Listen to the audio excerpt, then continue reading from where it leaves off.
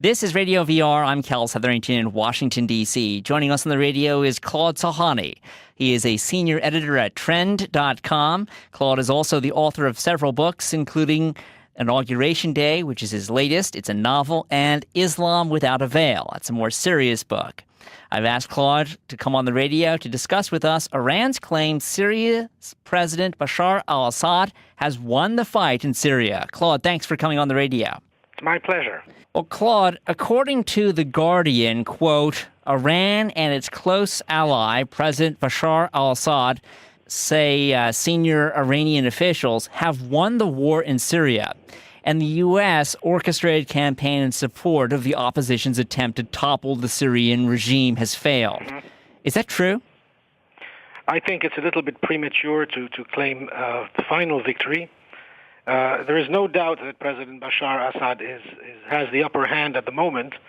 His forces have beaten back with the help of the Iranian irregulars and the help of Hezbollah from Lebanon. They have managed to beat back the opposition, which is not really united, is slightly in disarray. But it's I think, way too early to say this is the end of the war yet.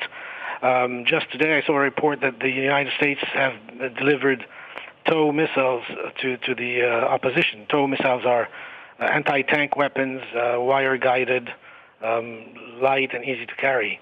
That's a new development. This turned the war around in Afghanistan for the Soviets against them back when the Soviet Union had occupied Afghanistan.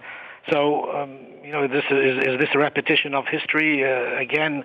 In Syria this time, who knows? But I think it's way too early to call for a victory, a final victory. Well, Claude, why are the Iranian officials who are speaking under a condition of anonymity so confident that they have successfully helped Syria beat back the opposition? Well, they have to a certain extent. They have helped the Syrians beat back the opposition.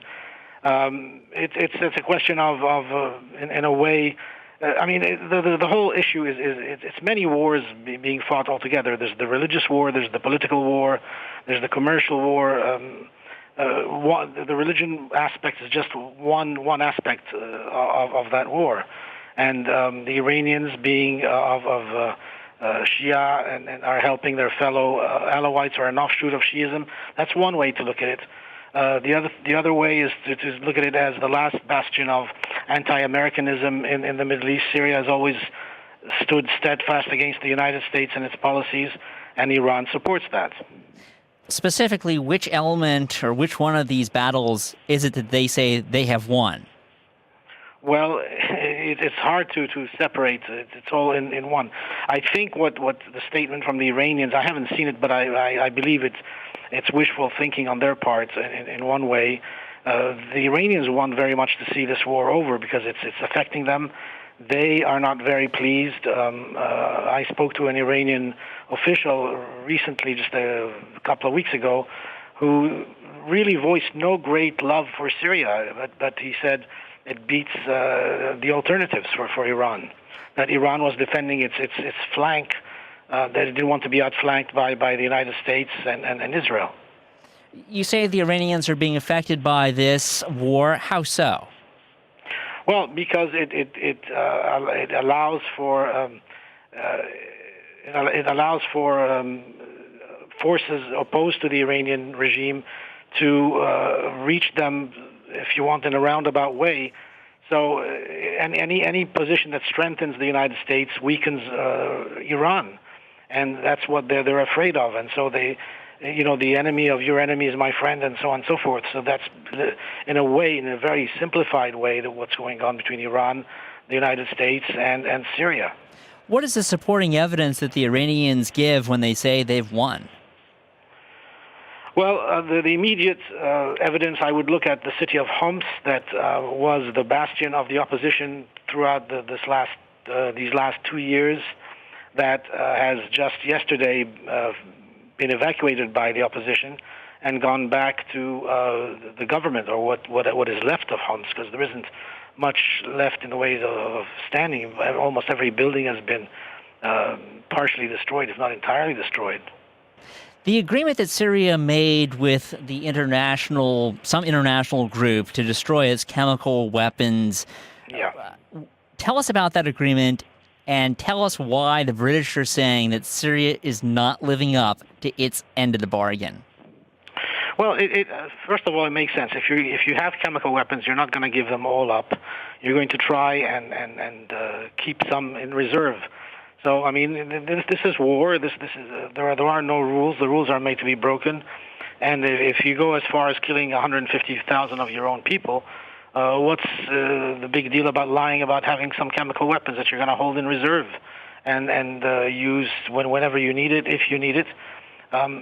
Strategically, I can understand why they're doing this, and so so they lied to the international community. They destroyed the country in the meantime. So what's the great big deal about that? Well, Syria has destroyed 92% of its chemical weapons arsenals. It has enough more chemical weapon left to do another Damascus-type attack. Is Syria intending to destroy the remaining 8% of its chemical weapons or not? Look, I think that Syria, not just Syria, but any country in the same position, in the same situation, would try and get away with as much as they can. And if they can keep some in reserves, they will. If they can, I don't believe that they're going to try another chemical attack, but I'm who knows? I mean, what can happen in the days, weeks, months ahead? The situation is still very, very fluid, uncertain, and anything can happen. So I don't know what goes through the mind of President Bashar Assad and his military staff command. Who knows? It's really anybody's guess. And it may change day by day. It does change day by day, and that's part of the uncertainty of the whole situation. I mean, right now it's a little bit more stable for the government with the opposition in retreat, but that can turn around. Claude, what specifically have the Iranians done to support the al-Assad government? Well, they've done several things. One, they've sent him weapons and munitions. They've sent him training. They've trained some of his troops. Then they've sent troops. They've sent some of the Revolutionary Guards. They've talked Hezbollah in Lebanon, which is very well armed, trained, and quite powerful, to help him out. And that turned the war around when Hezbollah stepped in about 6 months ago. The Syrian forces were losing this strategic town on the Lebanese border, and Hezbollah went in and turned the tables around for them. Who's Assad's biggest enemy and most capable enemy in country? In the country? Yeah, in the country. Well, I don't think I can name a single one. There anybody who has fallen prey of the Assad regime and suffered under torture you can be sure is his enemy, and there's plenty of those around. But do any have the military might and prowess to go after him in a serious way? Well, there was talk at one time that the son of the former defense minister, Mustafa Tlass, Mohammed Tlass, I think, that's not Mohammed, I forget his first name, I'm sorry. Tlass is the family name in any case. There was some rumors that he might be a possible replacement, that he had escaped from Syria, which he has, and taken refuge in France. And there was some expectation that he might step up to the plate and pose a real threat, because he's energetic, he's enigmatic, he's young, he's charismatic, so he could possibly do that. But nothing happened.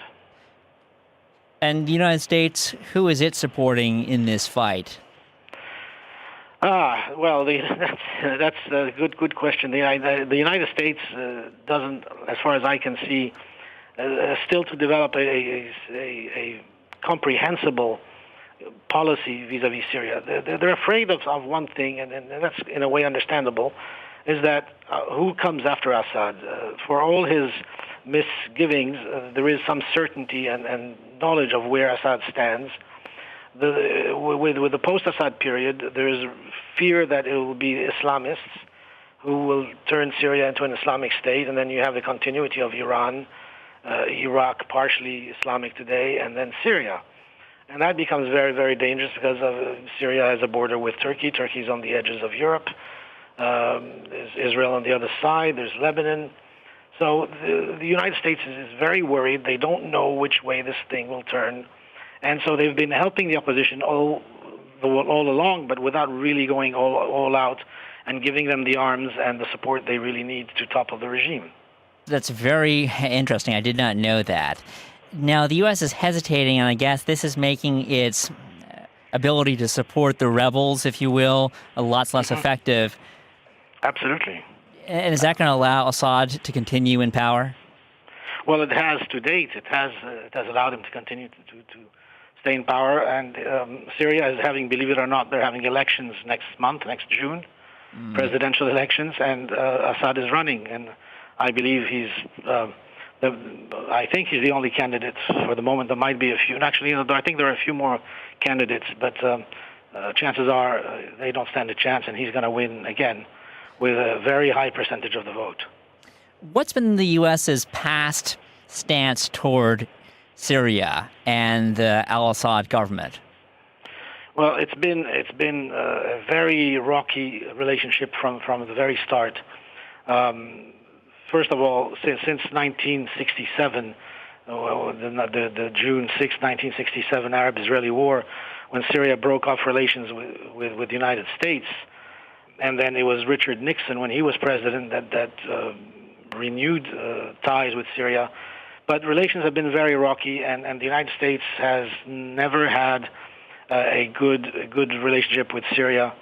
The thing about Assad, the Assad dynasty, if you like, is that whenever they disagreed with an American president, they would just retrench and wait until he was out of office, and then try their luck with the next one, and the next one, and the next one.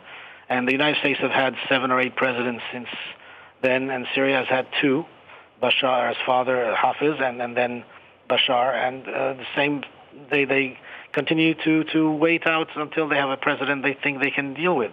And to date, there hasn't really been one. So, final question for you, Claude. What does the United States need to do, in your opinion, with Syria?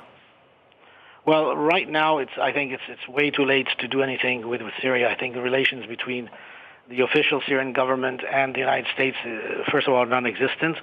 They're beyond repair. The United States has recognized the opposition as the legitimate representatives of the Syrians. They've opened an office in Washington. The Syrian embassy has been shut, and the Syrian diplomats expelled. So I think we're beyond the possibility of negotiations between the United States and the Syrian government as long as the Assad regime remains in place. I guess I said final question, but maybe this could be the final question. That's okay. What does the United States want to achieve in Syria? Well, the United States wants to achieve in Syria what it wants to achieve everywhere else, is to have a Pax Americana, to encourage Syria to open up to the West, to encourage Syria to practice human rights, to stop the use of abusing people and the use of torture, and to bring about a peace settlement with Israel in the long run. All right. Well, thank you very much, Claude, for coming on the radio. We appreciate it. It's my pleasure, anytime. That's Claude Salhani. He is a senior editor at trend.com. Claude is also the author of several books, including Inauguration Day. It's a novel, as well as another one called Islam Without a Veil. In Washington, D.C., for Radio VR, I'm Kel Hetherington.